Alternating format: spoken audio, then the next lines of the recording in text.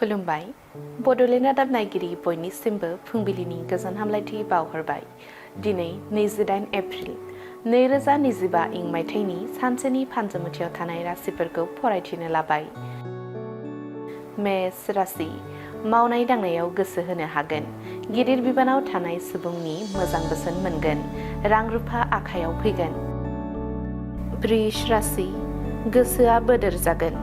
जेबो हाबा मावनो गोसो जानाय नङा। नखरनि गोजोना गोमालांगोन।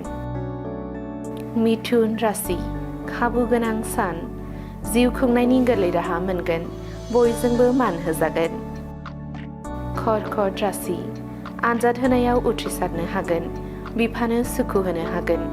नखराव रंजानायनि दोहौ जागोन।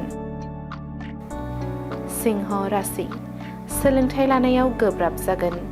गोसोआ जिंगायाव थागोन। साना गाहाम नङा। कन्या राशि गुलाय गुजाय साननायजों साना बारलांगोन। गुबुनजों थगायजानो हागौ। देहाया मेंग्लिनाय मोनगोन। तुला राशि जेंना जेंसिजों जुजिनानै देरहासार जागोन। गोजोननि हां लागोन। गोहो बांगोन। वृश्चिक राशि हान्थिनाय लामायाव जाफुंसारनाय मोनगोन। बिमा बिफानि मान बांहोनो हागोन। गोजोन सान जागोन। धनु राशि देहानि जेंनाया बांनो हागौ। मावनो दांनो हानाय गोहो मोननाय नङा। गिदिर खैफोदजों मोगा मोगि जानो हागौ। मकर राशि जाब्रबथायजों मोगा मोगि जानो हागौ। सानाय सुनाय बारायनो हागौ। गोबां रांनि गोनांथि जागोन। कुम्भ राशि गोदान खामानि जागायनायनि गोथार सान। फालांगि खालामब्ला जाफुंसारनाय मोनगोन। रां बांगोन। मीन राशि गुबुनजों खोथा बाथ्रा गोरोबलायै जागोन। सुथुर बांगोन। लामा दावबायनाय समाव सांग्रां थानांगोन। दिनैनि राशि फरायथिनाया एसेनोसै। बेजों लोगोसेनो दिनैनि साना बुहुमनि साफ्रोमबो सुबुंफोरनि थाखाय गाहाम जाथों बेनि थाखाय बड'लेण्ड रादाब नखरनि जानानै इसोरनि खाथियाव आरज गाबनाय थाबाय। गोजोन्थों।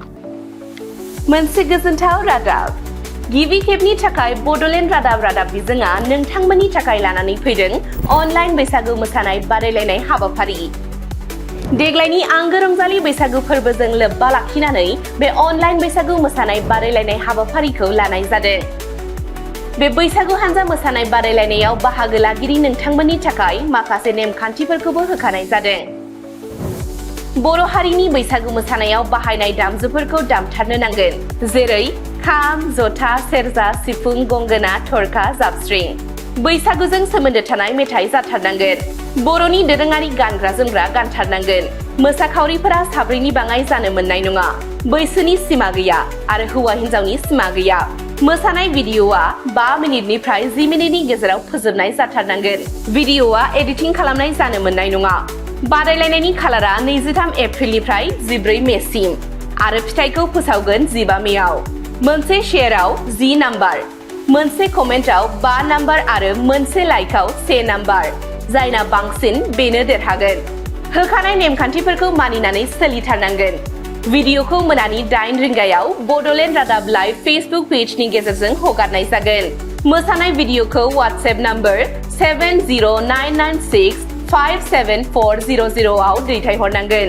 मोसागिरि, दामगिरि आरो रोजाबगिरिनि मुं आरो जायगानि आबुं थंखौ हरनांगोन। मख'नो गोनांदि सेथि बान्था देरहासार जानो हानाय हानजानो नोगोद 10,010 रां आरो नैथि बान्था देरहासार जानो हानाय हानजानो 5,050 रां होनाय जागोन। गोसो गुदुं नोंथांमोनहा गावबा गावनि हानजा मोसानाय भिडिअ'खौ वाट्सएप नाम्बार 7099657400 बेवहाय दैथायहरनो हागोन।